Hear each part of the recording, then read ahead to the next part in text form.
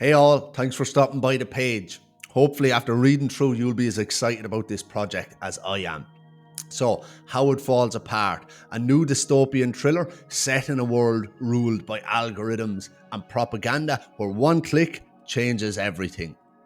So I'm going to play a sample of the audio experience next, written and produced by myself and narrated by the amazing Maya Tuttle. So if you like what you hear, there's going to be a trailer down below. There's also going to be another audio sample back now for exclusive rewards. Honestly, your support means the world to me. Thanks so much.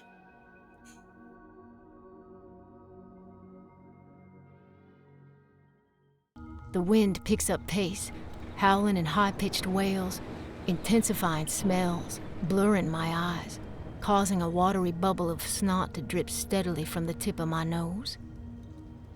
And this, my partner, will proselytize as the very essence of freedom, to move unobstructed against the thrall of authority, to turn our faces to the sewage and inhale the stink on our own terms, of our own volition. Like a seabird splaying its silky feathers against a current of displacing air, stretching freely into the heights of heaven. A similar scene is playing out underneath the surface of Earth as we press forward on tired legs, the filth rising the further we press, the cold, slushy water licking the back of our knees. This is freedom. I get it now.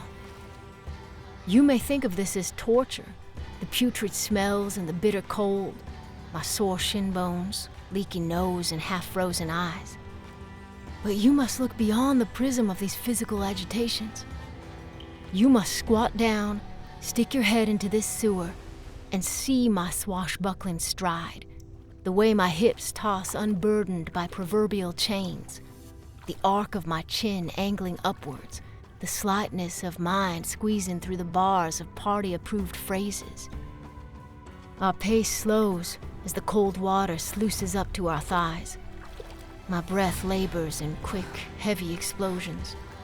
3 short, successive inhalations grab at the air before another explosion blows violently from the depth of my lungs.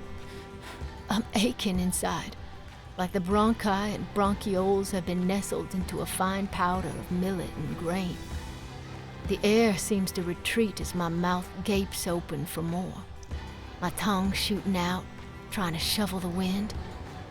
A whole constellation of stars appears to splatter like cream across this canvas of black. I am fading, but free. I am famished, drained, worn down like nubbed fingernails. The pulpy ooze of my blistered heels chafe against my wet leather boots. The wind reopens cracks on my lips, releasing the coppery flavor of blood. Tired muscles in my legs cramp and twitch as they piston forward, eaten into themselves for energy. My stomach has vanished with hunger.